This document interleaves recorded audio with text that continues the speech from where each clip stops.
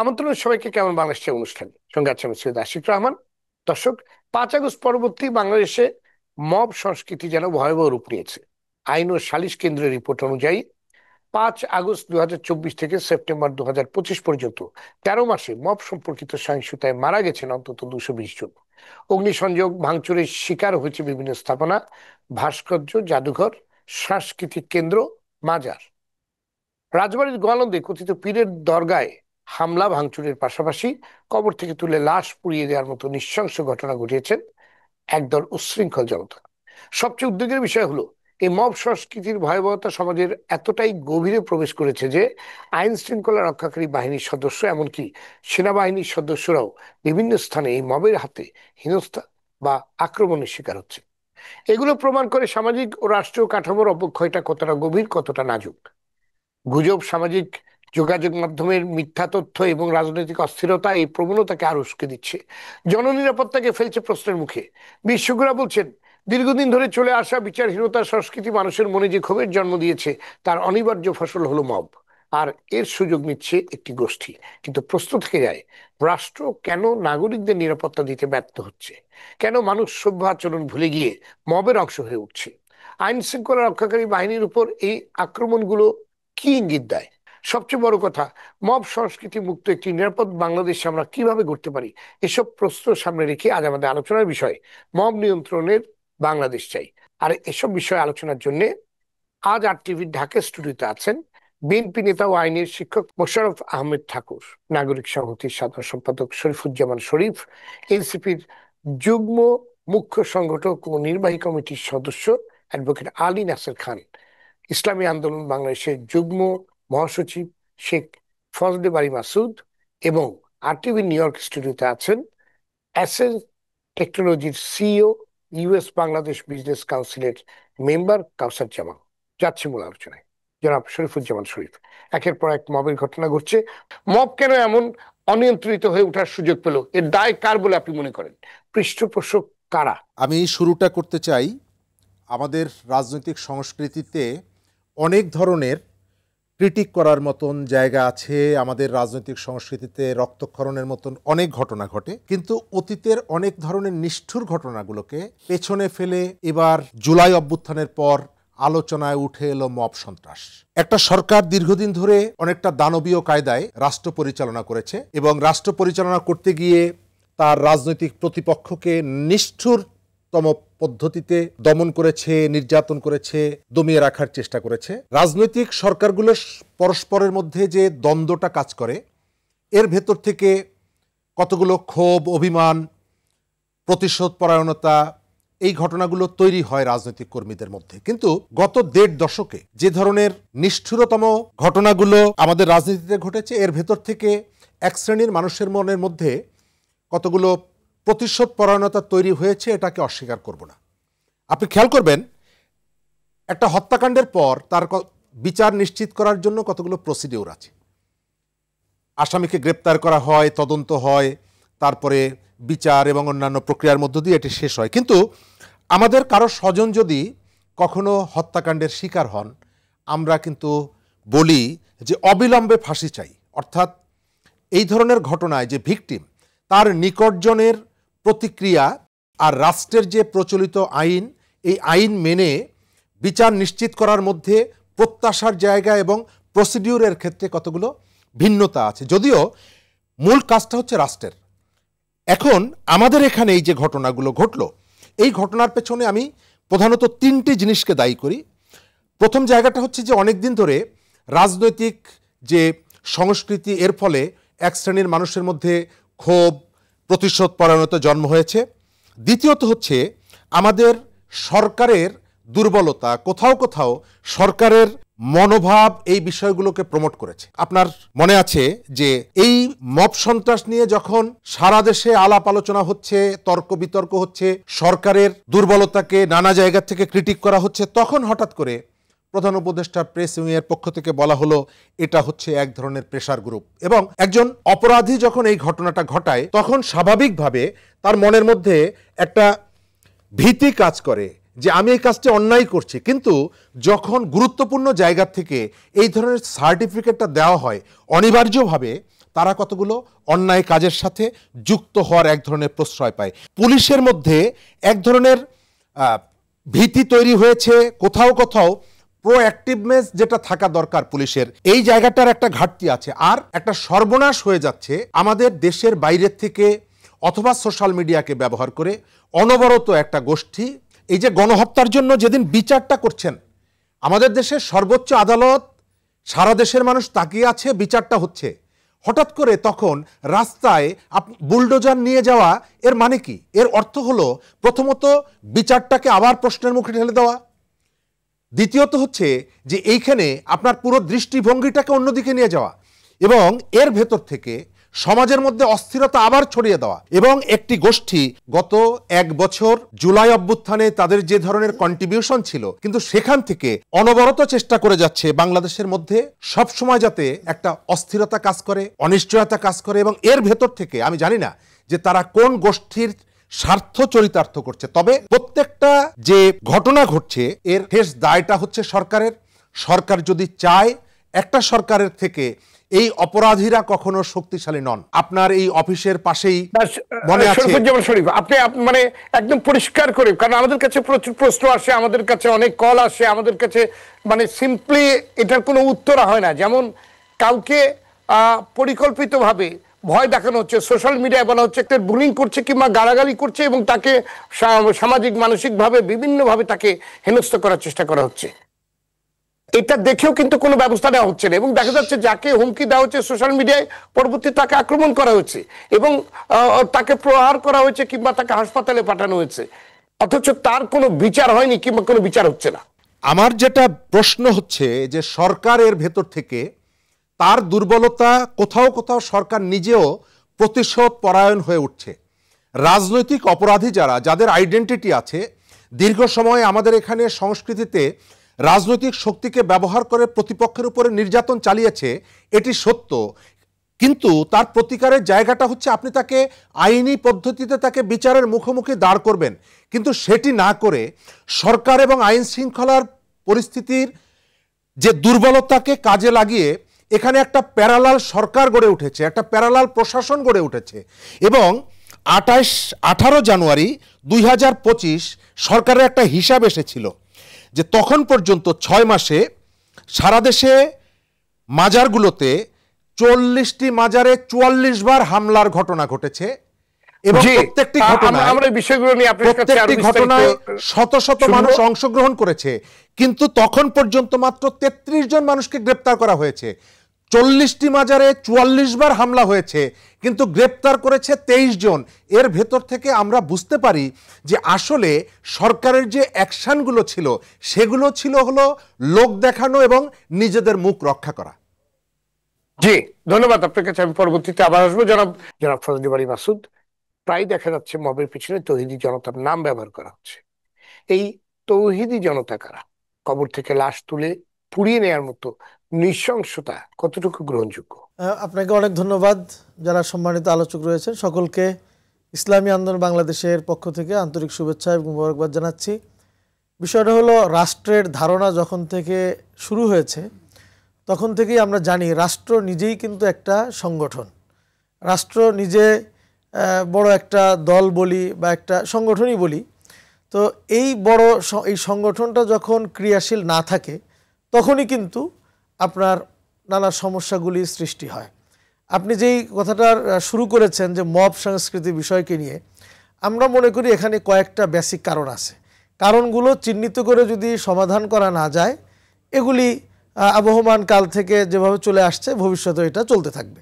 এটা স্বাভাবিক একটা বিষয়, মানে কারণ এই কারণগুলি চিহ্নিত করে আপনার অবশ্যই সেগুলি সমাধান করা দরকার। এটা আমাদের জন্য খুবই দুঃখজনক, ন্যাক্কারজনক এবং নিন্দনীয়, এতে কোনো সন্দেহ নেই। আপনার কাছে আমি জানতে চাই, তৌহিদি, এই যে তৌহিদি জনতা, আমি আসছি শুধু তৌহিদি জনতা আসলে কারা? না, আসলে শুধু তৌহিদি জনতার এই একটা সাইড নিয়ে আলোচনা না করাটাই ভালো।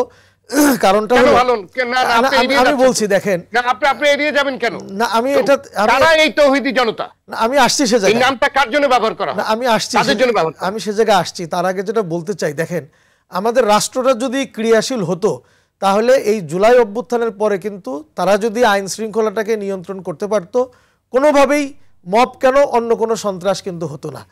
এক নম্বর বিষয়। 2 নম্বর হলো, 1 নম্বরে আমি দায় দিই হলো আমাদের রাষ্ট্রটাকে, রাষ্ট্র যথার্থ ক্রিয়াশীল ছিল না বা এখনও নেই, সেভাবে আইন শৃঙ্খলা তারা রক্ষা করতে পারেনি। এ কারণ একটা হয়।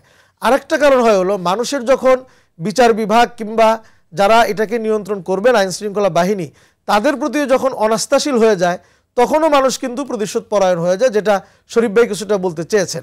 আমাদের দেশে বিগত সময় ফ্যাসিস্ট যখন ছিল তখন তারা আমাদের পুরা রাষ্ট্র ব্যবস্থাটাকে এমনভাবে ধ্বংস করে দিয়ে গিয়েছে, মানুষের মধ্যে একটা অনাস্থা তৈরি হয়েছে যে না, আমি কোনো বিচার পাবো না।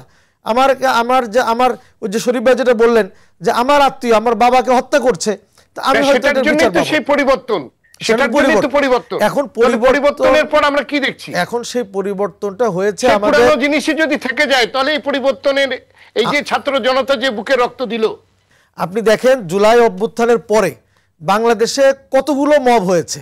আপনি বললেন 220 জন মারা গিয়েছে অলরেডি।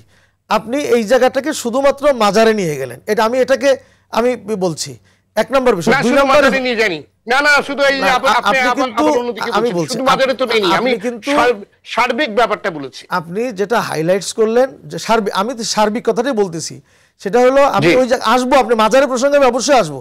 মাজারগুলোতে শুরু লগ্নে যেগুলি হয়েছে এটা আমরা নিন্দা করি, এটা গ্রহণযোগ্য নয়, এটা কোনোভাবেই মেনে নেওয়ার মতো না। আমি যেটা বলতে চেয়েছি, আমি অন্যগুলি বলে তারপরে মাজারের প্রসঙ্গটা আসতাম। আপনি যেহেতু বলছেন আমি মাজার প্রসঙ্গটা আগেই বলি। আপনি দেখবেন এই যে যারা মসজিদে জুতা চুরি করে, এরা কি নামাজি মনে করেন? এরা কি নামাজ পড়তে মসজিদে গিয়েছে? এরা কিন্তু টুপি পরে ভান ধরে চোর, প্রকৃতই সে চোর। সে কিন্তু মসজিদেও চুরি করে, সে বাজারেও চুরি করে, সে সব জায়গায় চুরি করে, কিন্তু মসজিদে যখন চুরি করতে গিয়েছে সে কিন্তু টুপি মাথায় দিয়ে গেছে। যারা এই মাজারে এগুলি মব সৃষ্টি করতে গিয়েছে, এরা কোনো, কি আপনি বলতে চাচ্ছেন যে তৌহিদি জনতার আড়ালে একটি গোষ্ঠী সুযোগ নেওয়ার চেষ্টা করছে? অবশ্যই অবশ্যই, এতে কোনো সন্দেহ নেই। বড় আমি যেটা বলতে চাই যে এরা শুধু মাজারে করে না, সরকার কেন এদের বিরুদ্ধে ব্যবস্থা নেয় না? এরা শুধু মাজারে করে না, বলা হয় প্রেসার গ্রুপ। আমি বলি এরা শুধু মাজারে করে না, এরা সর্বত্রই মব সৃষ্টি করে। কিন্তু মাজারে গিয়ে এটা একটা তৌহিদি জনতার নাম দিয়ে এই যারা টুপিদারিওয়ালা বা ইসলামপন্থী এদেরকে কালার্ট করার জন্য তারা এই চেষ্টাটা, অপচেষ্টাটা করেছে। এগুলি সবগুলি নিন্দনীয়। তা আমি যেই জায়গাটা বলতেছিলাম যে আমাদের সামগ্রিক, আমাদের রাষ্ট্রটা হাসিনা যেভাবে একেবারে ভেঙে চুরমার করে দিয়ে গেছে, সেটার পরে যখন আমাদের এই সরকার যখন গঠিত হয়েছে, আপনারা নিশ্চয়ই জানেন যে ডক্টর ইউনূস সহ ওনারা কিন্তু রাজনৈতিক কোনো ব্যক্তি না। আমি আগেও কোথাও বলেছি যে রাষ্ট্র পরিচালনা করা আর আমার নিজস্ব কিছু প্রতিষ্ঠান পরিচালনা করা, এটা কিন্তু অনেক ডিফারেন্স আছে উভয়ের মধ্যে। রাষ্ট্র পরিচালনা করার জন্য যেই সমস্ত যোগ্যতম লোক দরকার, আমার মনে হয় না যে যারা এখন উপদেষ্টা পরিষদে রয়েছেন তাদের মধ্যে সেই যোগ্যতাটা রয়েছে পুরোপুরি। এটা আমি নাই একেবারে তাও বলবো না, কিন্তু পুরোপুরি আছে বলে আমার কাছে মনে হয়। আমি এক লাইনে শেষ কথাটা বলি, এক লাইনে বলি। তো কাজেই এটা চূড়ান্তভাবে যতগুলি মব হয়েছে আমরা সবগুলির নিন্দা জানাই, এবং এটা হয়েছে রাষ্ট্রের দুর্বলতা এবং আমাদের মধ্যেও কিছু অনাস্থা। এটা বন্ধ হওয়া উচিত কিনা? অবশ্যই অবশ্যই বন্ধ হওয়া উচিত। এটা অনেক আগেই বন্ধ করা উচিত ছিল। আমরা তো নিন্দা জানাচ্ছি, কিন্তু দেখছি যে হয়েই যাচ্ছে। আপনার কাছে আসবো, এটা নিয়ে আরো বিস্তারিত আপনার কাছে জানার চেষ্টা করবো। ধন্যবাদ আপনাকে। জনাব কাউসার, এই মব সংস্কৃতি বাংলাদেশকে কোথায় নিয়ে যাচ্ছে? এই সংস্কৃতিটা বাংলাদেশকে পয়েন্ট অফ নো রিটার্নে নিয়ে যাচ্ছে। Point of no return. A country without stability is not a country. এভাবে যদি চলতে থাকে তাহলে আমরা দেশটাকে একটা অরাজকতা নিয়ে যাচ্ছি, দেশটাকে একটা আনসার্টিনিটি নিয়ে যাচ্ছি। এখনই মানুষ ভয় পায়, আমাকে বলছে ভাই ডিসেম্বরে যাব কি বাংলাদেশে, এই মারামারি হয়, এই কাটাকাটি হয়, 2 মিনিটে বাস বন্ধ হয়ে যায়, 2 মিনিটে রাস্তায় থাকি, গাজীপুরে হঠাৎ রাস্তা ছেলেপেলে আসে বলে এখানে রাস্তা বন্ধ। এটাও তো mob culture. So any instability like this will create an image of Bangladesh as an unstable country, and that's what people want. আজকে যত যা হচ্ছে এটার জন্যই হচ্ছে যে কান্ট্রিকে ফেল স্টেট হিসাবে পরিণত করো, সো দ্যাট বাংলাদেশে কোনো ইনভেস্টমেন্ট হবে না, বাংলাদেশে কেউ থাকতে যাবে না, বাংলাদেশে প্রতিটা ইয়াং ছেলে মেয়ে বাংলাদেশের বাইরে যেতে চায়। What type of Bangladesh are we building? আপনি নাম দিয়েছেন, কেমন বাংলাদেশ দেখতে চাই আমরা? একটা সমৃদ্ধিশীল বাংলাদেশ দেখতে চাই, আমরা তো একটা স্থিতিশীল বাংলাদেশ দেখতে চাই, আমরা তো একটা স্টেবল বাংলাদেশ দেখতে চাই, আমরা একটা গণতান্ত্রিক বাংলাদেশ দেখতে চাই যেখানে আমার মা বোনরা সেফ। আজকে আমার মা বোনরা বাংলাদেশে সেফ না। কেন না এটা জিজ্ঞাসা করতে হবে। এই জনতাকে না, আমাদের ইয়াং জেনারেশনকে জিজ্ঞাসা করতে হবে যে what is going on, what is wrong.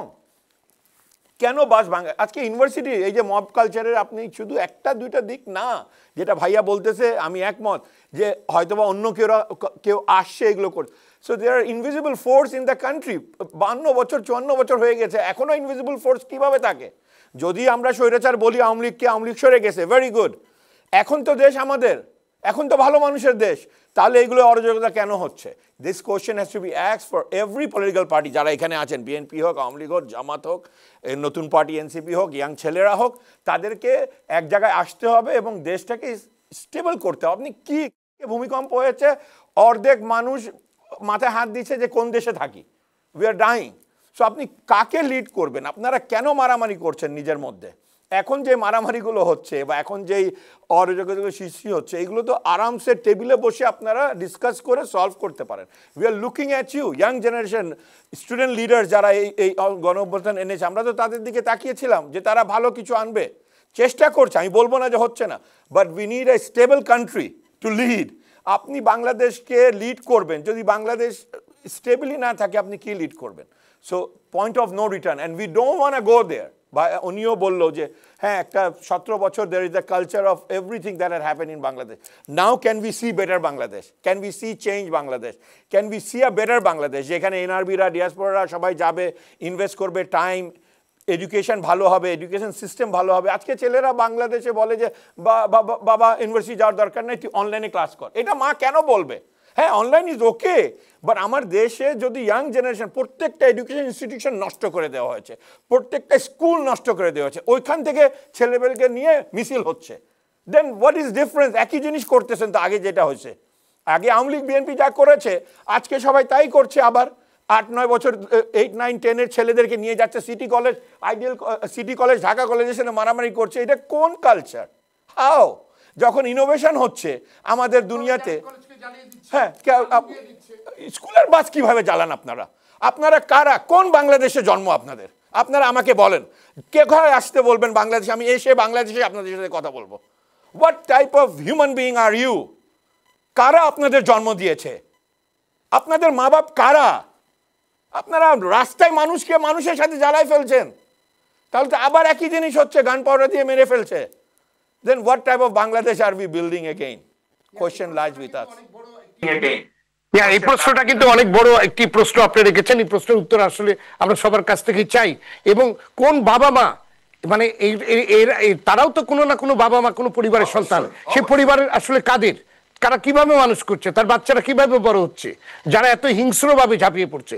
ধন্যবাদ আপনার কাছে, আমি পরে আবার আসবো। অ্যাডভোকেট আলী নাসের খান, চলমান মব সংস্কৃতি জননিরাপত্তা, আইন শৃঙ্খলা এবং আইনের শাসনের প্রতি কতখানি হুমকির বলে আপনি মনে করেন? এটা মব সংস্কৃতি যে কোনো সমাজের জন্য হুমকি স্বরূপ, রাষ্ট্রের জন্য তো বটেই। কিন্তু ওই যে এটি শুরু হয়েছে একটি দীর্ঘ ফেইলিওরের কারণে, যেটি আমার সহ আলোচকরা বলেছেন যে গত 15 বছরে, এমনকি আমি বলবো বাংলাদেশ রাষ্ট্রের জন্মের পর থেকেই এই রাষ্ট্রীয় বাহিনীগুলো একটা মব তন্ত্র কায়েম করেছে। যে পুলিশকে যদি ডিফাইন করা হয় যে 2024-এর আগের পুলিশকে, এটা একটা মব বাহিনী ছিল, সে গুম করেছে, খুন করেছে, হত্যা করেছে।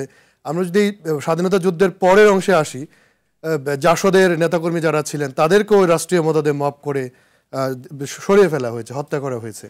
আমরা ইতিহাসের প্রত্যেকটি বাঁকে বাঁকে এই যে স্টেট হিসেবে ফেল করা, ইনস্টিটিউশনালি ফেল করা, রুল অফ ল না থাকা, ধরেন একজন মানুষ নাগরিক কোর্টে গিয়ে বিচার পাবে এই বিশ্বাস যখন থাকে না, এবং কোনো অ্যাকাউন্টেবিলিটি যখন থাকে না, যেটি সরকারি অ্যাকাউন্টেবিলিটি, প্রতিষ্ঠান, সরকারি রাষ্ট্রীয় প্রতিষ্ঠান, স্বায়ত্তশাসিত প্রতিষ্ঠানের, সব মিলিয়ে এই ঘটনাটি ঘটেছে।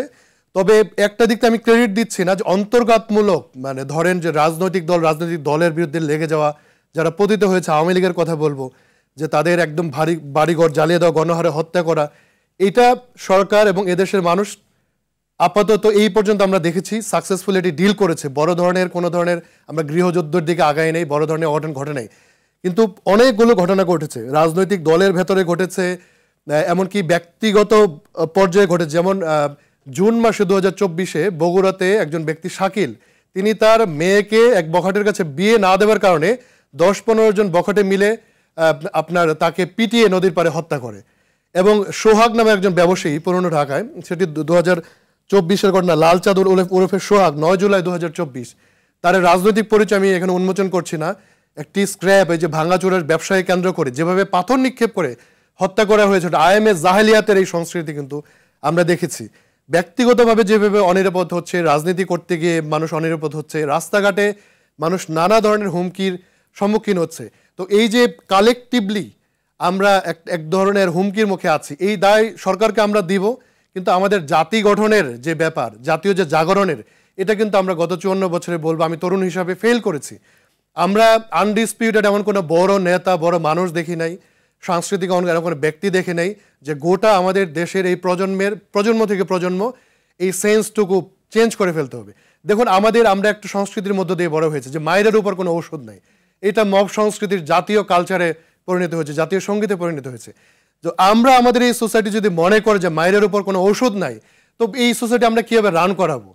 ধরেন সকালবেলায় কোনো মানুষ যদি কোনো সেবা গ্রহণের জন্য আদালতে বা সরকারি প্রতিষ্ঠানে যায়, তার বিশেষ পরিচয় না থাকলে সে কোনো সেবা পায় না, এজন্য তার চিল্লাপাল্লা করতে হয়, তারপরে নানা ধরনের পেশি শক্তি ব্যবহার করতে। আমি আরেকটু যদি থানার উদাহরণ দিয়ে বলি, আপনি যদি যথেষ্ট প্রভাবশালী লোকবল না থাকে, আপনার ভাই ব্রাদার না থাকে, তাহলে আপনি একটা এফআইআরও থানাতে করতে পারবেন না। এই যে ইনস্টিটিউশনালি পুলিশের ফেইলর, এই যে আদালতের ফেইলর, সরকারি ইনস্টিটিউশনের ফেইলর, এগুলো মানুষের মধ্যে ট্রমা তৈরি করেছে। তো আমরা বলবো যে ডালেও পানি দেওয়া দরকার, মানে গোড়াতেও পানি দেওয়া দরকার। এইটা কম্বাইনলি হলিস্টিকলি করতে হবে।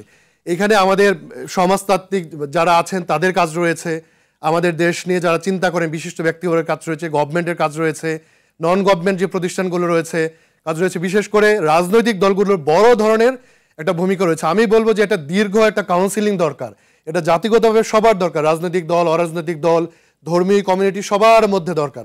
এই যে ফরিদপুরে একটি ঘটনা মানে আপনি বলেছেন, এটা তো কুসংস্কার থেকে হয়েছে যে জনগণকে তার মূর্খতা অজ্ঞানতার কারণে উস্কে দেওয়া হয়েছে, এবং একটা মানে লাশ তুলে এটা পুড়িয়ে ফেলা, এই ধরনের একটা মানা যায় না।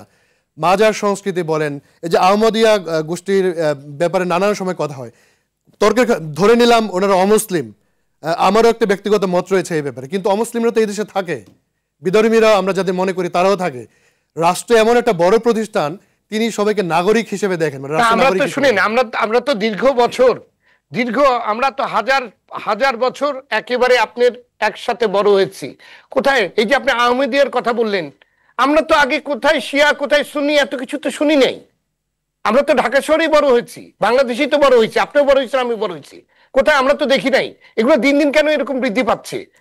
মানে আপনার কোথায় আপনার শিয়া, কোথায় সুন্নি, কোথায় আহমদিয়া, কোথায় আপনার কোন গোষ্ঠী, এগুলো কেন, এগুলো মানে why it's all are coming up? একটু যদি এরকম ছিল না, একটু আমি যদি প্রতিদিন দেখা যাচ্ছে এগুলো, আপনার মানুষ সারপ্রাইজ হচ্ছে।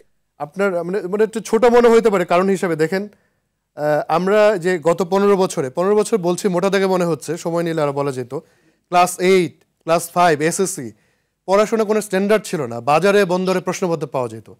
তো একটা বিরাট সময় আমরা কয়েকটা প্রজন্মকে তৈরি করেছি যাদের ওইভাবে দেশ, সংস্কৃতি, ইতিহাস, মানে নৈতিকতা বিবর্জিত আপনি বলতে চাচ্ছেন? জি, প্রজন্ম তৈরি করেছি। এটা বড় ধরনের আমরা একটা মানে একটা ব্যর্থতার মধ্য দিয়ে গিয়েছি। আমরা অনেক আলোচনা করছি মব কালচার নিয়ে, আমি আরটিভিতে এর আগে বলেছি, সারা দেশেই আলাপ হচ্ছে। কেন দরকার দেখেন, যদি বাংলাদেশকে 2024 না, আমরা কেন আলোচনাগুলো চালাচ্ছি, কারণ পৃথিবীর বিভিন্ন দেশে, বেশিরভাগ দেশেই দেখা গেছে যে একটি বিপ্লবের পর আপনার কিছুদিন সেখানে একটা টার্মোইল চলে, কারণ একটা বিশৃঙ্খলাকে গুছিয়ে আনতে একটু সময় লাগে, কিন্তু 3 মান্থ 6 মান্থ ম্যাক্সিমাম 1 বছর এর মধ্যে একটা, আপনি সবচেয়ে বড় উদাহরণ শ্রীলঙ্কা, নেপালের উদাহরণ রয়েছে। কিন্তু আমাদের তো দিন দিন খারাপের দিকে যাচ্ছে, ভালোর দিকে তো যাচ্ছি না আমরা। সেখানেই তো প্রশ্ন। না, সরকার মনে কিছুটা উন্নতি করেছে, যত বড় ধরনের ডিজাস্টার হবার কথা ছিল, কিন্তু যা এক্সিস্ট করছে তা রাষ্ট্রের জন্য আত্মতৃপ্তি পাচ্ছেন? আসলে কত বড় ডিজাস্টার আপনারা আশা করছেন? আমি সরকারের পক্ষে মোটেও বলছি। আমরা আমাদের দেশের মানুষ তো অনেক ভালো, আমাদের দেশের মানুষ নিয়ে আমরা গর্ব করি, আমাদের দেশের মানুষ এত খারাপ না। কিন্তু আমরা যখন বলি আরো খারাপ হওয়ার কথা ছিল, এটাই আমি মিলাতে পারি না। আমি আপনার কাছে জনাব মোশাররফ ঠাকুর, মবের পিছনে রাজনীতিটা আসলে কি? এটা কি নিছক জনতার ক্ষোভ নাকি পরিকল্পিত সহিংসতা? ধন্যবাদ আপনাকে। আমি আপনার প্রশ্নটাতে আসছি। আমার কাছে এই যতটুকু আলোচনা হলো, এই আলোচনার মধ্য দিয়ে মনে হচ্ছে যে পৃথিবীতে একটা মাত্র সরকার আছে যার কোনো দায় নাই। বাংলাদেশে যা ঘটুক তা হবে দায় হচ্ছে রাজনৈতিক দলের। পৃথিবীতে সকল সরকারই আছে যে দায়টা সরকারের, স্টেট, রাষ্ট্র হচ্ছে একটা অ্যাবস্ট্রাক্ট এন্টিটি। রাষ্ট্র বেসিক্যালি কাজ করে না, রাষ্ট্রের পক্ষে সরকার মূর্তমান হিসাবে কাজ করে। তো এইখানে বাংলাদেশে হচ্ছে রাষ্ট্র এবং সরকারের কোনো দায় নাই, দায় হচ্ছে সব রাজনৈতিক দলের। আর পৃথিবীতে সব জায়গায় হচ্ছে রাষ্ট্র এবং সরকার দায়ী হয় কোনো অঘটন ঘটলে। তো এই বাংলাদেশে ইউনূসের সরকার, ডক্টর ইউনূসের সরকার একমাত্র সরকার যার কোনো দায় নাই, সমস্ত বাহাবা তার, আর সমস্ত অপকর্মের দায় হলো রাজনৈতিক দলগুলির। আপনি আসুন, আমি ছোট্ট ছোট্ট কয়েকটা ঘটনা বলি। আপনি ধরুন টাঙ্গাইলে একটা বিপণী বিতানে একজন শিল্পী গেলেন এটা উদ্বোধন করতে, কারা আসলেন? মৌলানা সাহেবরা আসলেন। এটা নাম দিয়া না, যে জুতা চুরি করে ও এই রকম জুব্বা তারপর আলখাল্লা পরে ও জুতা চুরি করতে যায় না, ও হয়তো মাথায় টুপি দেয় একটা, কিন্তু ওর গায়ে কিন্তু এই মৌলানা সাহেবের মতো না। তো ওই মৌলানা সাহেবদের মতো লোকজন আইসা টাঙ্গাইলে করলো, জয়পুরহাটে নারী ফুটবল বন্ধ করে দিল, এবং বই মেলায় যে বইয়ের দোকান বন্ধ করে দিল সেটাও মৌলানা সাহেবরা। এবং নুরাল পাগলার মাজার থেকে তার লাশ উত্তোলন করে সেটা পুড়িয়ে দেওয়া হলো। আমি এখানে বসে বসে কয়েকজন ভণ্ড নবীর নাম বের করলাম। নবী করিম সাল্লাল্লাহু আলাইহি ইসলামের ওফাতের পরে কয়েকজন ভণ্ড নবীর আবির্ভাব হয়। একটার নাম হচ্ছে মুসাইলিমা, একটার নাম হচ্ছে আসওয়াদ আনাসি, আর সাজ্জা বিনতে আল হারিস এবং তোলাইহা। এই কয়েকজন আমি বললাম এদের বিরুদ্ধে মুসলমানরা যুদ্ধ করেছে, কিন্তু এদের লাশ কেউ পুড়াইয়ে দেয় নাই, এদেরকে কেউ জীবন্ত দগ্ধ করে নাই। মুসলমানরা ওই সময় খুলাফায়ে রাশিদিনের একেবারে প্রাথমিক পর্যায়ে অত্যন্ত কৌশলের সাথে এটাকে মোকাবেলা করেছেন। এবং স্বধর্ম ত্যাগের ক্ষেত্রে মুসলমান ধর্ম গুত্র ত্যাগ করেছে, তারা নতুন নবী বানিয়েছে, এবং সেইটা মুসলমানরা কিভাবে মোকাবেলা করেছে আমার মনে হয় যারা আমাদের বুদ্ধ আছেন ইসলামের ইতিহাসে এরা সবাই জানেন। কিন্তু বাংলাদেশে এই মৌলানা সাহেবরা কত বড় মুসলমান হলেন যে সাহাবাদের থেকেও ওরা বড়, যে নুরাল পাগলার লাশ পুরাতে হবে কেন? ভণ্ড নবীদের লাশ তো পুরাই নাই, কেউ ভণ্ড নবীদেরকে জীবন্ত পুরাই নাই। তো আপনি কত বড় মুসলমান? আপনি কি সাহাবাদের শ্বাস প্রশ্বাসের সমান, একটা পশমের সমান, উনাদের ঘোড়ার একটা শ্বাস প্রশ্বাসের সমান? সাহাবীদের শ্বাস প্রশ্বাস বলেন, সাইদি সাহেব বলেছেন, আমি ওনার বলি যে যত বড় আলেমই হোক না কেন সাহাবাদের ঘোড়ার নিঃশ্বাসের সমানও না তিনি। সাইদি সাহেবের কোটেশন এটা। তো আপনি এত বড় মুসলমান যে আপনি নুরাল পাগলার লাশ পুড়িয়ে দিলেন, এটার উদ্দেশ্য কি? প্রত্যেকটারই তো শানে নজরুলের সাথে তো আপনি একটু ফলাফল খুঁজবেন। ফলাফল হলো সর্বশেষ দেশকে অস্থিরতার দিকে নিয়ে যাওয়া, ফলাফল হলো দেশের অর্থনীতিকে অচল করে দেওয়া। না, সরকার যারা চালাচ্ছেন উনারা কি, উনাদের তো অনেক বড় ইমেজ, অনেক বড় নাম, কিন্তু উনারা কি একবারও ভাবেন যে এই মেসেজটা পৃথিবীর কাছে কি যাচ্ছে বাংলাদেশ থেকে? আশিক ভাই, যে বাংলাদেশের এই ঘটনাটা কি খারাপ মেসেজটা? আমি আপনাকে বলি এইটার ফলাফল কি হবে? ফলাফল হবে অর্থনীতি স্ট্যাগনেন্ট হয়ে যাবে, অচল হয়ে যাবে, কেউ এখানে ইনভেস্টমেন্ট করতে আসবে না। ফলাফল হবে, এবং আরেকটা বড় ফলাফল আপনি দেখবেন, মূল্যবোধের অবক্ষয়। আপনি 17 তারিখ, এই 17ই নভেম্বর ফ্যাসিস্ট হাসিনার যেদিন রায় হচ্ছে সেই দিন গেল কোথায়? 32 নম্বর ভাঙতে। 32 নম্বর তো ভাঙ্গা বাড়ি, ওটা ভাঙতে যাচ্ছে। ওখানে পুলিশকে বলতেছে F-, কোনো ইউরোপিয়ান আজ পর্যন্ত আপনি শুনেছেন যে কোনো ইয়েতে মাধ্যমে, গণমাধ্যমে এফ এর পরে ড্যাশ শুনেন? আপনি ইয়েতে দেন না, আপনি ফেসবুকে মেসেঞ্জারে লেখেন F-, যে শব্দটা ওই মেয়ে ইউজ করছে, ওটা লেখার সাথে সাথে আপনার ফেসবুক মেসেঞ্জার অ্যাকাউন্ট বন্ধ হয়ে যাবে। তো আমি এটা শুনতে হচ্ছে, এটার নাম মূল্যবোধ। আমার সরকারের কিছু করার নাই, আমার সরকার তো কিছু করার আছে। এইখানে সরকার করছে না। আমার কথাটা হচ্ছে সরকার করছে না। কেন করছে না? করছে না এই জন্য সে তার তার তার যে সহযোগী লোকজন আছে, এই যে এদেরকে দিয়ে ছোট ছোট অহেতুক অপ্রয়োজনীয় দাবি, নিত্য নতুন দাবি উঠাচ্ছে। কোনোদিন বলে যে পিআর চাই, কোনোদিন বলে গণভোট আগে চাই। এইগুলো নিয়ে সর্বশেষ কথাটা হচ্ছে যেন ফেব্রুয়ারি নির্বাচনটা পিছিয়ে যায়, এইটা হলো মূল ঘটনা। তো এখন আমার কথাটা হচ্ছে, মানে আপনি বলতে চান যে পরিকল্পিতভাবে এগুলো করা হচ্ছে যাতে নির্বাচনটা সময় মতো না হয়। এক্স্যাক্টলি, আমি একটু হার্শলি বললাম, কারণ আমি যদি হয়তো বিএনপির স্ট্যান্ডিং কমিটির মেম্বার হইতাম আমি এত হার্শলি বলতাম না। আমি একটু হার্শলি বললাম যে এই যে মূল্যবোধের অবক্ষয় সম্বন্ধে সরকার কিছু বলে না, এই যে আপনার অর্থনীতি অচল হয়ে যাবে এইটার জন্য সরকার কিছু বলে না, একেবারে আমার ব্যাপারেও তো শক্ত কিছু বলে না। আমার সারা পৃথিবীতে বাংলাদেশের ইমেজ ধ্বংস হয়ে যাচ্ছে এটা নিয়ে কিছু বলে না, শুধু মিষ্টি মিষ্টি কথা বলে।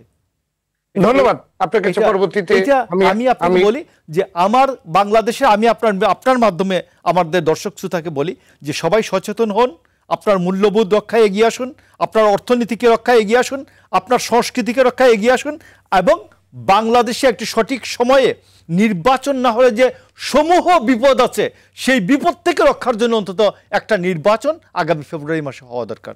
ধন্যবাদ আপনাকে জনাব শরীফুজ্জামান শরীফ।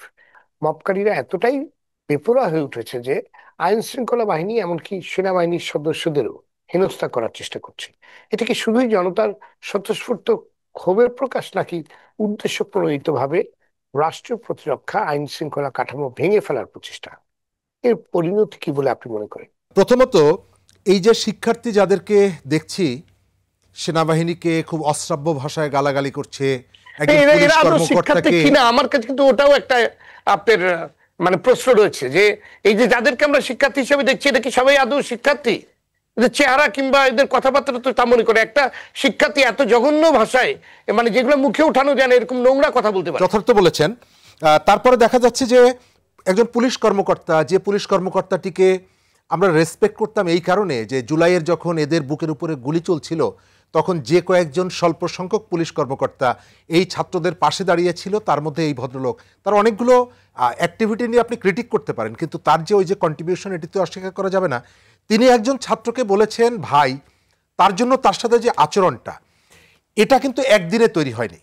আপনার খেয়াল আছে নিশ্চয়ই, গত বছর সরকারটা যখন দায়িত্ব নিল, বাংলাদেশে এটি প্রথম ঘটনা যে একদল শিক্ষার্থী সচিবালয়ের 14 তলায় উঠে গেল, উপদেষ্টাকে অবরুদ্ধ করলো এবং সরকার তাদের দাবির কাছে নথি স্বীকার করে এসএসসি ইন্টারমিডিয়েট পরীক্ষাটা তারা বাতিল করে দিল। অথচ অন্যায় আবদারকে মেনে নিল এবং মেসেজটা দিল কি?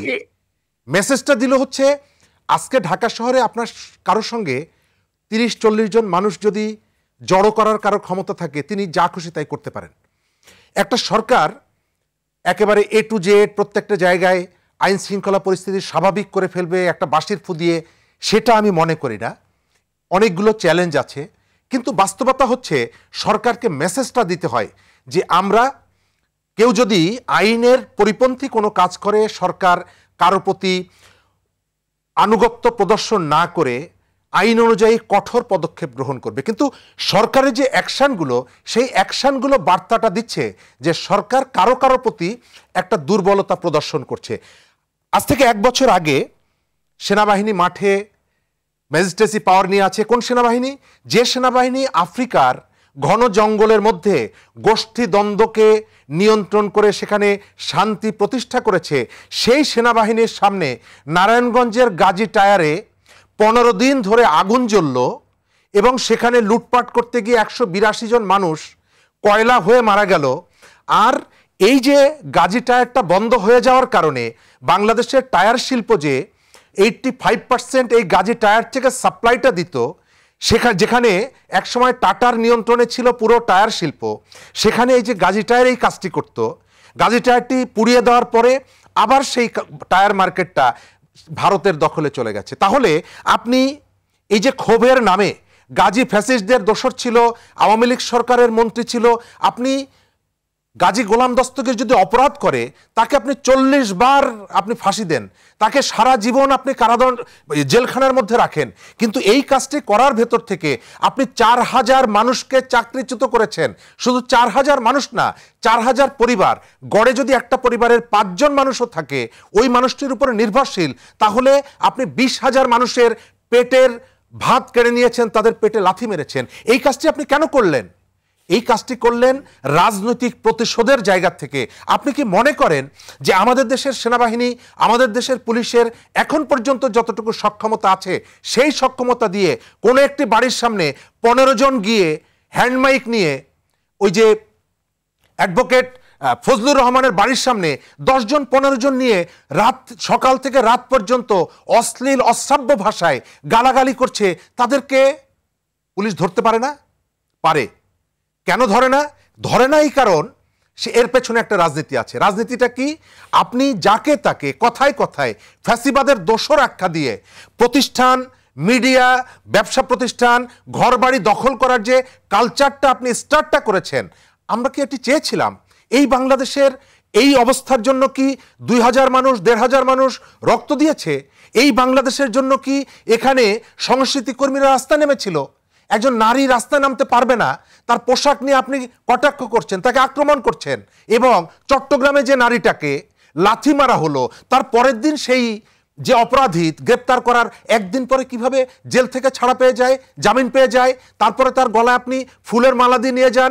এই যে বার্তাগুলো বিচার বিভাগের থেকে, দুঃখজনক হলেও সত্য, কখনো কখনো বিচার বিভাগের পক্ষ থেকেও যে বার্তাটা এসেছে, প্রশাসনের পক্ষ থেকে যে বার্তাটা এসেছে, সেই বার্তাটা আজকের এই ধরনের অস্থিরতাকে প্রমোট করছে।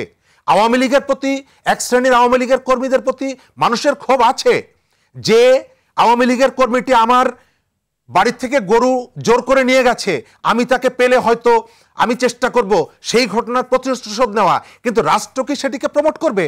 রাষ্ট্রের দায়িত্ব হচ্ছে এই ঘটনাটির আইন সিদ্ধ উপায়ে তার প্রতিকার করা, কিন্তু সরকার কি করছে?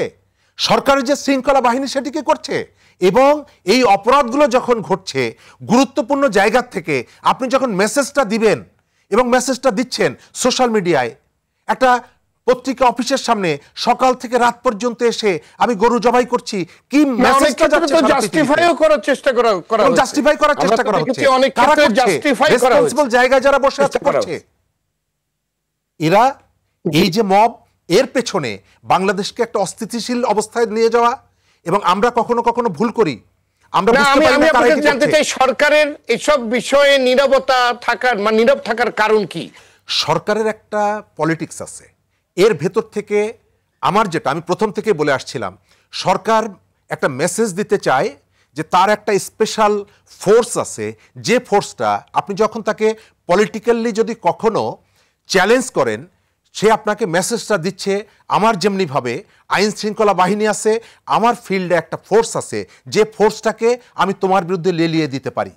আপনি দেখবেন এই যে সমালোচনাগুলো, এই যে কাজগুলো, এই কাজগুলোর যে সমালোচনাটা সোশ্যাল মিডিয়ায় অনবরতভাবে হুমকি দেওয়া হচ্ছে। সরকার যদি, আমাদের যে স্বরাষ্ট্র উপদেষ্টা, তার সততা নিয়ে আমি অনেকের কাছে গল্প শুনছি, কিন্তু আমার তো শুধুমাত্র সৎ শাসক দরকার না, আমার তো দক্ষতা দরকার। আমি তো হারুন রশিদ যেমন চাই, আমি একইভাবে একজন দৃঢ় আইন প্রয়োগ করার ক্ষেত্রে দৃঢ়তা দেখাতে পারে, আমি সেই ধরনের মানুষও চাই। কিন্তু সেটা কি হচ্ছে? আমরা কি দেখতে পাচ্ছি? এই যে 44টি মাজারে 6 মাসে 44টি মাজারে 44 বার হামলা হলো, আপনি সারা দেশ থেকে 23 জনকে গ্রেপ্তার করলেন, মেসেজটা আপনি কি দিলেন? পাবলিকরে দেখাচ্ছেন যে সরকার, আমরা কিন্তু বসে না, আমরা চেষ্টা করছি। এক একটা মাজারে 200, 300, 400 মানুষ একসাথে হামলা করলো, আপনি কিভাবে তাকে, এবং তাদের চেহারা কিন্তু ক্যামেরার সামনে আছে, গোপনে যায় না, কেউ মাস্ক পরে যায়নি। আমি সবার কাছে আসতে চাই, জনাব ফজলে বারী মাসুদ, মব হামলায় জড়িতদের বিচার না হওয়া কি ভবিষ্যতে আরো সহিংসতাকে উৎসাহিত করবে না? অবশ্যই অবশ্যই। এটা শুধু মবের বিষয় না, যতগুলো অন্যায় আছে, আইন বিরুদ্ধ কাজ যে যতগুলি আছে, প্রত্যেকটারই বিচার হওয়া দরকার, এবং যত তাড়াতাড়ি বিচার হবে এটা সকলের জন্য কল্যাণকর। আমি শুধু 2-1টা কথা বলে আসি, আগের যে পয়েন্টগুলো যেগুলি বললেন, আমি অত্যন্ত দুঃখিত যে আজকে আমার মোশাররফ হোসেন ঠাকুর ভাই, উনি কেন যেন এই জুব্বাওয়ালাদের উপরে খেপে গেলেন। আমি এটা বুঝি না যে উনি কেন এই মুসাইলামাতুল কাজ্জাব এই সমস্ত কথা টেনে এখানে নিয়ে আসতে চাইলেন। মনে হচ্ছে যেন মব কেবল এই টুপিওয়ালারাই করেছে। আশ্চর্যের ব্যাপার, আপনি একটু আগে আমার ভাই যেমন বলতেছিলেন কতগুলি মবের কথা, এই যে ঘরে ঘরে, মানে আমাদের দেশে ঢাকা শহর সহ বিভিন্ন জায়গায় যে মবগুলি হয়েছে, এখানে আসলে বরঞ্চ এই টুপিওয়ালারাই কিন্তু মন্দির পাহারা দিয়েছে, টুপিওয়ালারা কিন্তু শান্তি শৃঙ্খলা বজায় রাখার জন্য জুলাই আন্দোলনের পরে কিন্তু এরা রাস্তায় রাস্তায় ট্রাফিকের কাজও করেছে। এখনও পর্যন্ত শান্তি শৃঙ্খলা বজায় রাখার জন্য আমরা কাজ করছি, এতে কোনো সন্দেহ নেই। মোশাররফ ভাই চমৎকারভাবে আমার পিআরকে টেনে আনলেন আবার এই জায়গায়। পিআর তো একটা সিদ্ধান্ত হয়ে গেছে, এই বিষয় নিয়ে তো টানা হেঁচড়া করার দরকার নেই। পিআর নিয়ে নাকি আমরা কেউ নির্বাচন পিছাইতে চায়। উনি পিআরের আন্দোলন দেখলেন, উনি ইশরাক হোসেনের, যেহেতু ওই দলের উনি সমর্থক দায়িত্বশীল, উনি ইশরাক হোসেন যে যমুনা ঘেরাও করে রাখলো দীর্ঘদিন যাবৎ, যেই ফ্যাসিস্টের আমলে উনি ভোট করেছিলেন, সেটাকে কেন্দ্র করে আটকার, এটাকে উনি মব দেখলেন না।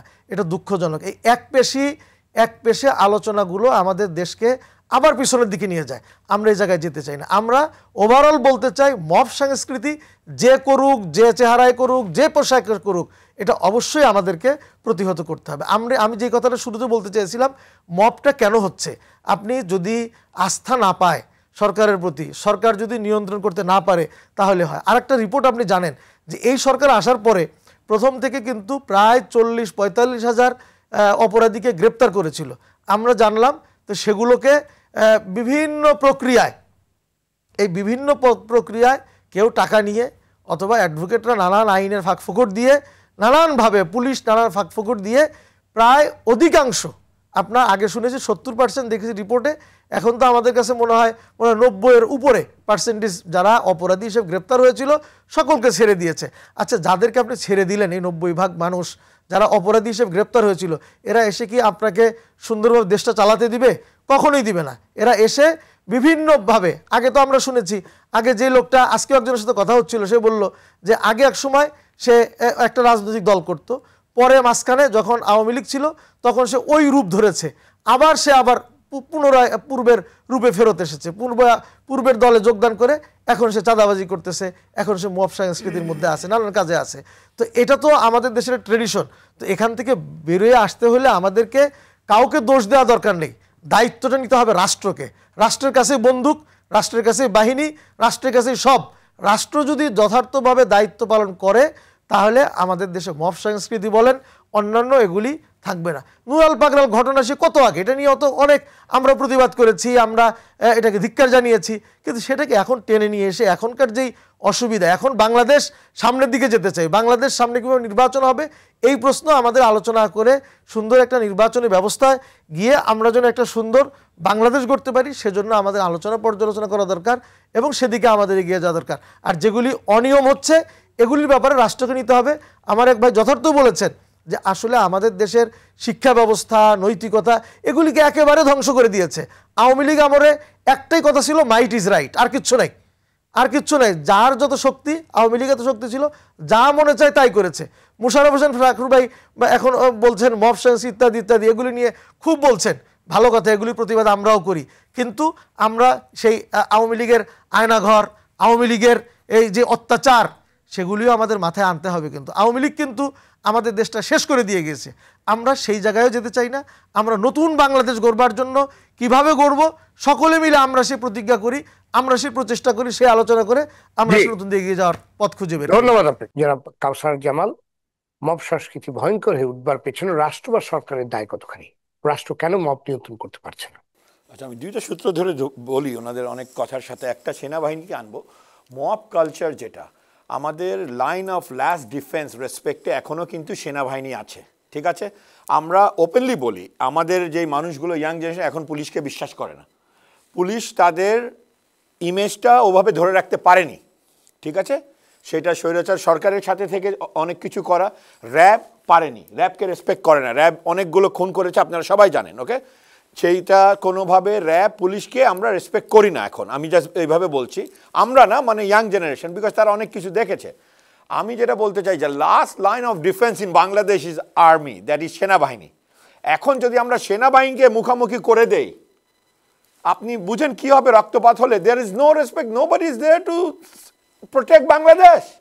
এখন এইটাই হচ্ছে যে কীভাবে সেনাবাহিনীর সাথে মব কালচারটা এনে একটা মারামারি হস্তা করে 100, 200, 300 মানুষ মারা গেলে, then there would be another chaos in Bangladesh, and we don't want that. So going back to government has to take a rule of law, justice. গভর্নমেন্টকে একটা স্ট্রং হ্যাঙ্গে আসতে হবে। এখানে কোনো কাউকে সাপোর্ট করা বা কারো এগেনস্টে থাকার কোনো দরকার নেই। আপনি যেটা জাস্ট সেটা করেন। আপনি পুলিশকে, র্যাবকে ভালো চেঞ্জ আনেন ওইখানে। There is need a big reformation in police, big reformation in RAB. Reformation হতেই হবে, নাহলে আপনি ইলেকশন কীভাবে করবেন? যদি আজকের মানুষ আবার রাতের ভোটের মতো হয়ে যায় যে পুলিশ র্যাব নিয়ে আবার ভোট হচ্ছে, এই মানুষগুলো যদি আবার আমাদের দেশকে অরাজকতায় নিয়ে যায়, তাহলে আমাদের ইলেকশন হয়ে কী লাভ? What I want to say is you need to work hard, you need to bring all political parties under one roof and make a rule of law. যে আপনারা দেখেন, যদি আমরা ভালো ইলেকশনের দিকে যেতে চাই, একটা ভালো বাংলাদেশ বানাতে চাই, একটা ভালো ইলেকশন দিতে চাই, একটা ফ্রি অ্যান্ড ফেয়ার ইলেকশন দিতে চাই, ল এনফোর্সমেন্ট তো অবশ্যই লাগবে। এন্ড তখনই তো মবের কালচারটা আবার আসবে। কেউ যদি কালকে আবার যদি কেন্দ্র দখল করতে যায় মব হয়ে, আপনি কি করবেন? তার প্রতিকারটা কি? ডাক্তার ইউনূস হোক বা ডাক্তার ইউনূসের সরকার হোক বা যারা সরকার চালাচ্ছে, তাদেরকে সামনে এসে বলতে হবে তারা কিভাবে এটাকে প্রতিরোধ করবে। And if they don't do it now, how can they do it on February? আপনি এটা বলেন, আজকে নভেম্বরের 20 তারিখ, ঠিক আছে? ইলেকশনের মাত্র জানুয়ারি ফেব্রুয়ারি মানে 2 মাস, ডিসেম্বর চলে যাবে এমনি দেখতে দেখতে আমাদের। So mob culture has to stop, rule of law has to be establish, there has to be a good reformation in police enforcement. র্যাবে, পুলিশে আমাদেরকে একটা রিফরমেশন আনতেই হবে। যারা যারা আমি এতগুলো বলবো না, যারা নোটোরিয়াস, যাদের ইমেজ ক্লিন না, তাদেরকে সরিয়ে দিতে হবে সাথে সাথে, একদম তাদেরকে সরিয়ে দিতে হবে। আপনি পুরান খেলোয়াড় নিয়ে নতুন খেলা খেলতে পারবেন না। So again going back too young generation, যে আপনারাও শুনুন, আপনাদের তো বাবা মা আছে, শিক্ষা আছে আপনাদের, আপনারা কেন তাদের থেকে এইভাবে হয়ে যান যে আমি যদি ডাকি আপনাদেরকে কাউকে ভাঙার জন্য, আমার গার্মেন্টস পুরাই দিচ্ছে। অক্টোবর 8, 12, 10, 14 আপনি জানেন আশিক ভাই কী হয়েছে বাংলাদেশে, তাই না? ইভেন ইপিজেডের মতো জায়গা চিটাগাংয়ে গার্মেন্টস জ্বালায় দিয়েছে।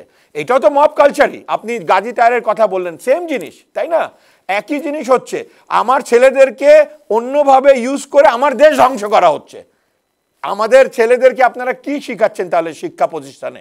How is there mind being manipulated in 2 minutes, তাই না? আমি একটা বাস বাংলাদেশে বিআরটিসি কিভাবে পুরাই? এটা তো আমার ট্যাক্সের টাকাতে, আমার বাবা মায়ের কষ্টের টাকা। দেশের কোনো সরকারের তো ওন নাথিং। এটা তো আমরা 50 বছর থেকে বলছি, যখন আওয়ামী লীগ, বিএনপি, জামাত, জাতীয় যেই জ্বালাও পোড়াও করে, তখন আমরা বলি যে এইটা তো দেশের সম্পদ। বাবা, এই দেশের সম্পদ কেন তোমরা জ্বালাচ্ছ? আমরাও তো রাস্তায় ছিলাম, এরশাদ বিরোধী, আমরাও রাস্তায় হেঁটেছি, স্বৈরাচারের বিরুদ্ধে রাস্তায় হাঁটছি। আমরা তো কোনোদিন বাস আর ফ্যাক্টরি পোড়াইনি। আমাদের দায়িত্ব নিয়ে আমরা সামনে এগেছি যে ভাই এটা রং, এটা ভুল আপনারা করছেন, আমরা এটার প্রতিবাদ করছি। আমরা তো কোনো গার্মেন্টস পুরাইনি কোনোদিন। বলতে পারবে কেউ আমরা বাংলাদেশে বড় হইনি? আপনারা বাংলাদেশে বড় হননি? আপনি করেছেন? নো। এখন ইয়াং জেনারেশন কেন করছে? এদেরকে করানো হচ্ছে, এদেরকে ইনভিজিবল ফোর্স করানো হচ্ছে যে দেশটা ধ্বংসের দিকে চলে যাক। Election is a must in Bangladesh. Election হতে হবে, no matter how. Election has to happen in February. We don't care কে কি বলে, আমেরিকা কি বলে, চায়না কি বলে, ইন্ডিয়া কি বলে, রাশিয়া কি বলে। আর দে ওনার অফ দ্য কান্ট্রি? ওরা কি ওন করে বাংলাদেশ? বাংলাদেশ একটা সভার্জিন নেশন, একটা ফ্রি নেশন। আমাদের কি আবির্ভাব হয়েছিল? আমাদের India, Pakistan, America, China, Russia আমাদেরকে চালাবে? ওই বাংলাদেশ আমি চাই না। আমি আমার বাংলাদেশ চাই। আপনারা সবসময় বলেন সিঙ্গাপুর বানাতে, একজন বলে লন্ডন বানাবে। আরে বেটা, তুই প্রথমে বাংলাদেশকে বাংলাদেশ বানা। Only Bangladesh, nothing else. Country first, নামে বলতে হবে না, কান্ট্রি ফার্স্ট। আমরা করি না? আমরা কিভাবে 17 বছর একটা আপনারা আমাদেরকে কারাপশন দেখান। আমরা তো ডিয়াসপোরা, বাংলাদেশে এনআরবিরা বাইরে থাকি, আমাদের কারাপশনগুলো দেখান, একটা দেখান আপনারা। আমরা দেশকে ভালোবাসি, দেশের সাথে থাকতে চাই এবং দেশকে সমৃদ্ধিশীল করতে চাই। We want a develop Bangladesh. 3-4 কোটি টাকা মানুষ বাইরে থাকে। আপনারা এনআরবিকে আনতেছেন কোথায়? আনতেছেন আপনারা পার্টিতে? আপনারা কোথায় আনতেছেন এনআরবিদের সাথে? একটা আপনারা পলিটিক্যাল পার্টি একটা ডিসকাশনে যাচ্ছেন। হামজা চৌধুরীকে আপনি আনতেছেন খেলার জন্য, জামাল ভুঁইয়াকে আপনি আনতেছেন খেলার জন্য। বাংলাদেশে ন্যাশনাল টিমে খেলতে পারবে হামজা চৌধুরী, সে বাইরের একটা সিটিজেন, বাংলাদেশের সিটিজেন। আপনি কয়জন এনআরবিকে ডেকেছেন যে আসো বাবা আমরা দেখি বাংলাদেশ কীভাবে ভালো করা যায়? আপনারা এটা নিয়ে কথা বলেন। আপনাদের যেই মহলে বিএনপি, কি বলে, BNP, Jamaat, NCP, connect with the NRBs also, bring good people to Bangladesh, তাদের দিয়ে বাংলাদেশ এখন চলবে। এই বাংলাদেশ গ্লোবাল বাংলাদেশ। এই বাংলাদেশে আপনাকে বাইরের মানুষ যারা বাংলাদেশি বাইরে থাকে, যারা শিক্ষিত, যারা দেশের জন্য ভালোবাসে, যারা এক ভালো ভালো পজিশনে আছে, তাদেরকে আপনি আনেন। পাবলিক সেফটি সিকিউরিটির ভূমিকম্প হলে অর্ধেক ঢাকা চলে যাবে, আমরা মারামারি করতেছি। মাইলস্টোন দেখলাম নিজের চোখের সামনে, কি হলো? একটা কোনো ডিজাস্টার মিনিস্ট্রি বাংলাদেশে অ্যাক্টিভ না। কালকে যে একটা ভূমিকম্প বড় হতো, কি করতো বলেন আপনি আমাকে? কতগুলো আমাদের ফায়ার সার্ভিস আছে আপনি জানেন? আমি পাবলিক সেফটির মানুষ, আমি একটা সিটি চালাইতাম 7 বছর, 6 ইয়ার, সিটি অফ সান্ডাকা পুলিশ আইটি ইনফ্রাস্ট্রাকচার ম্যানেজার। আমাদের একটা সিটির যা আছে সেটা পুরো বাংলাদেশের নেই। শেষ করতে হবে। ধন্যবাদ আপনাকে। অ্যাডভোকেট আলী নাসের খান, কেউ কেউ বলছেন আগামী জাতীয় সংসদ নির্বাচনে সবচেয়ে বড় চ্যালেঞ্জ হয়ে দাঁড়াতে পারে মব সংস্কৃতি, আপনার বিশ্লেষণ কি? এটি অবশ্যই একটি চ্যালেঞ্জ আকারে রয়েছে এবং সরকারের যেই প্রিভেন্টিভ মেজারগুলো রয়েছে সেগুলো আইন শৃঙ্খলা বাহিনীকে যথেষ্ট প্রশিক্ষিত করা, প্রস্তুত করা, রাজনৈতিক দল জনগণের উদ্দেশ্যে নানা বার্তা পৌঁছানো, এগুলো আমি অনেক বকিশ আলোচনা করতে পারবো। একটু আলোচনা পেছন থেকে করা উচিত। কেন যেন আমরা ঝেড়ে কাশলে ব্যাপারটা সুন্দর হয়, যে যখন 32 নম্বরের দিকে জনরোষ ধাবিত হয় তখন আমরা একটা মবের আলোচনা করি, যখন জাতীয় পার্টির দিকে জনরোষ ধাবিত হয় তখন মবের আলোচনা করি। দেখুন কোনটা রাজনৈতিক আন্দোলন, কোনটা জনক্ষোভ আর কোনটা মব, এটা একটা ট্যাগিং এর পর্যায়ে চলে গিয়েছে। তো আমরা বিশেষ বিশেষ ইনস্টিটিউশনকে এটাও দেখি যে বিশেষ দুইটা জায়গায় কোনো ধরনের ঘটনা ঘটতে থাকলে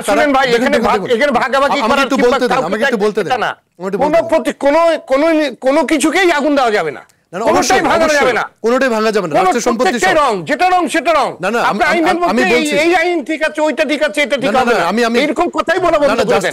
এইসব বলেই আমরা শেষ করে দিন, নালে ভুল মেসেজ যাবে। কারো গায়ে হাত দেওয়া যাবে না, কাউকে আক্রমণ করা যাবে না, কাউকে গালি দেওয়া যাবে না, সেই জায়গায় ফিরে যেতে হবে। দেখেন প্রত্যেকটার আমি এগ্রি করছি। নুরুল হক নূর, দ্য রেজিস্টার্ড দলের সভাপতি, তিনি যখন রাজনৈতিক আন্দোলন করছেন কিভাবে পিটিয়ে তাকে জখম করা হলো।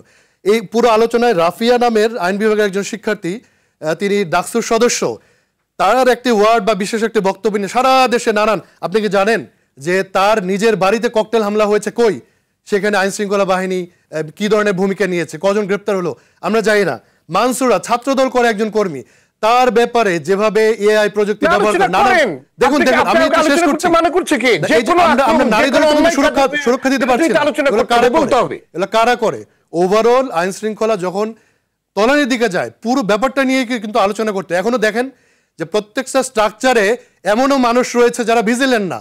যেমন ধরেন 32 নম্বরের ঘটনা, ওই দিন হাসিনার যিনি গত 16 বছরে এই মবতন্ত্র কায়েম করে গণহত্যা চালিয়েছেন, মানবতার বিরুদ্ধে অপরাধ করেছেন, তো সেখানে হামলা হতে পারে এই সম্ভাব্য এই আশঙ্কা কি আইন শৃঙ্খলা বাহিনীর প্রতি ছিল না?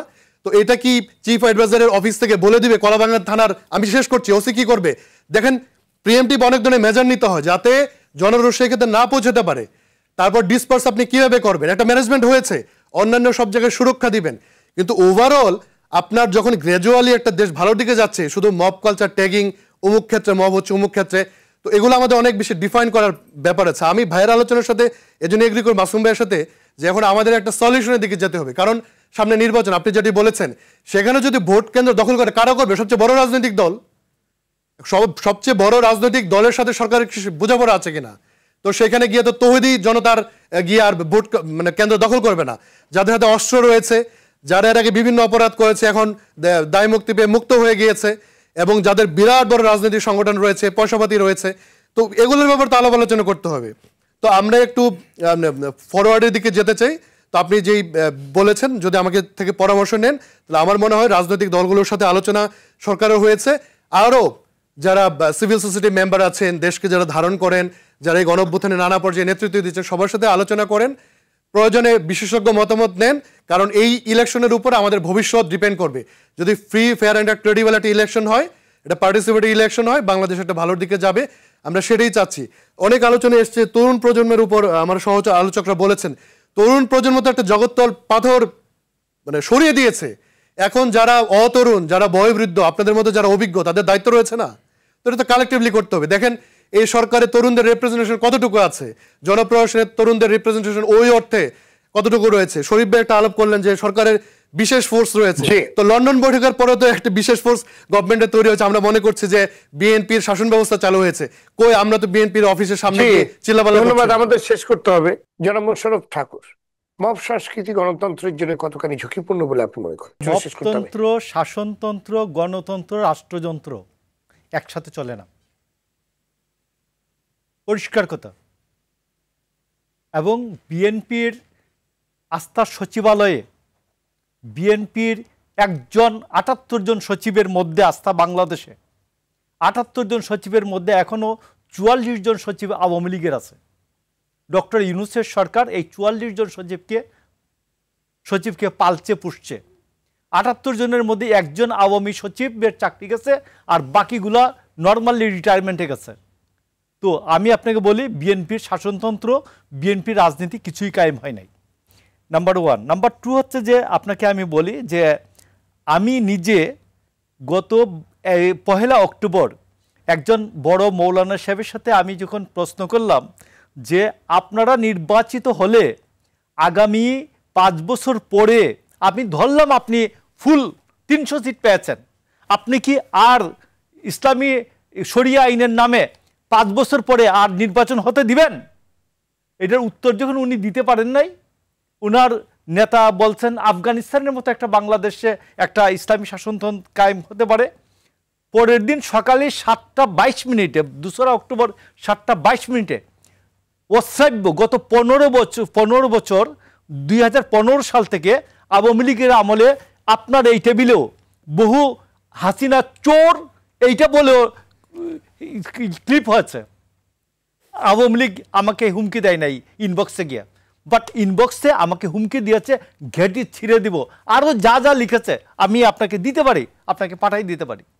তো সেখানে সেটাই বলছি, তো এই যে আপনার সোশ্যাল মিডিয়ায় হুমকি দিচ্ছে ঘেঁটি ছিঁড়ে দেবো, আপনার দুনিয়া থেকে সরাই দিব, এরকম বিভিন্ন রকম ভাবে ভয় ভীতি দেখানো, তো এগুলোর থেকে বিচার হওয়া দরকার, এগুলোর একটা শেষ হওয়া দরকার। এটা যদি চলতে থাকে তাহলে তো কোনো জায়গায় কোনো আপনার উত্তরণ হবে না। আমি বলছি আমার কোনো ক্ষোভ নাই। আমি বহু পীর সাহেবদের এই কি বলে তাহাজ্জুদের পানি, শীতের সময় গ্রামে তাহাজ্জুদের পানি গরম করার সৌভাগ্য আমার হয়েছে, বহু হুজুরদের। তো এই জন্য আমি আপনাকে বলি যে আমি ইসলামের বিরুদ্ধে না, আমি প্র্যাকটিসিং মুসলমান। তো সেই ক্ষেত্রে আমার বাচ্চারা প্র্যাকটিসিং মুসলমান। তো সেই ক্ষেত্রে আমি বলছি যে আমাকে বলতে হবে যে আপনি শরিয়া আইন কায়েম করতে চান, ফাইন, কিন্তু গণতন্ত্রের মাধ্যমে এসে আপনি যখন শরিয়া আইন কায়েম করবেন তখন তো আপনি আর নির্বাচন করতে দিবেন না। শরিয়া আইনের মধ্যে নির্বাচনের ব্যবস্থা নাই। আপনাকে এটা বলতে হবে স্পষ্টভাবে যে শরিয়া আইন এবং গণতন্ত্র পাশাপাশি চলতে পারে এমন একটা ব্যবস্থা আপনাকে বলতে হবে। আপনার যারা মুহাদ্দিস আছেন, বড় বড় আলেম আছেন, এদেরকে নিয়ে একটা ইজমা, কিয়াস, সুন্নাহ এর আলোকে আপনাকে বলতে হবে যে এই হচ্ছে ইসলামিক ডেমোক্রেসি, তাইলে আপনাকে বলতে হবে। আর নইলে বলতে হবে যে না, গণতন্ত্র আর ইসলাম একসাথে চলে না। তো আমরা বলছি আমরা আলোচনাটা শেষ করছি। আজকে একটা নতুন সংবাদ আপনাকে বলি, সেটা হচ্ছে যে আমাদের প্রধান বিচারপতি আমাদের একটা আলোচনায় বলেছেন যে প্রধান বিচারপতি আলোচনায় বলেছেন যে বাংলাদেশের বিচার বিভাগের ভিত্তি এখনো আমাদের সংবিধান, যদিও ত্রুটিপূর্ণ, তারপরেও এই সংবিধানই আমাদের বিচারের ভিত্তি, আমাদের ন্যায় ইনসাফের ভিত্তি। তাহলে এবং আমাদের জুলাই বিপ্লব এই সংবিধানকে ছুঁড়ে ফেলে দেয় নাই। তো এই জন্য আমি বলছি যে গত 2 দিন আগে একজন নেতা বলেছেন, খুব দায়িত্বশীল নেতা বলেছেন যে এই সরকার কোনো আইনি ভিত্তি নাই, সাংবিধানিক ভিত্তি নাই। আমি মনে করি আজকে প্রধান বিচারপতির এই বক্তব্যের মধ্য দিয়ে এটা স্পষ্ট হয়েছে আমাদের এই সরকার সাংবিধানিক, এই সরকার আইনি ভিত্তি আছে এবং এই সরকার সংবিধানের ভিত্তিতে চলতে হবে। ধন্যবাদ সবাইকে আজকে আলোচনায় যোগ দেওয়ার জন্য। দর্শক, মব সংস্কৃতি কোনো বিচ্ছিন্ন ঘটনা নয়, এটি রাষ্ট্র, সমাজ, রাজনীতি এবং আমাদের সম্মিলিত নৈতিক কাঠামোর গভীর সংকটের প্রতিচ্ছবি। একটি সভ্য সমাজ হিসেবে আমরা কখনোই মব জাস্টিসকে মেনে নিতে পারি না। সুতরাং চলমান মব সংস্কৃতি মোকাবেলায় রাষ্ট্রকে দৃঢ় পদক্ষেপ নিতে হবে, বিচার ব্যবস্থার প্রতি মানুষকে আস্থা ফিরিয়ে আনতে হবে এবং সর্বস্তরে সচেতনতা বৃদ্ধি করতে হবে। সোশ্যাল কিংবা ডিজিটাল মিডিয়ায় ব্যবহার করে যারা উস্কানি দিচ্ছে, গুজব ছড়িয়ে মব সৃষ্টি করছে, তাদের বিরুদ্ধে গণপ্রতিরোধ গড়ে তুলতে হবে। এমন পরামর্শগুলি তুলে ধরার চেষ্টা করেছেন আজকে আলোচকবৃন্দ। দর্শক, আজ পর্যন্তই। সঙ্গে থাকার জন্য ধন্যবাদ।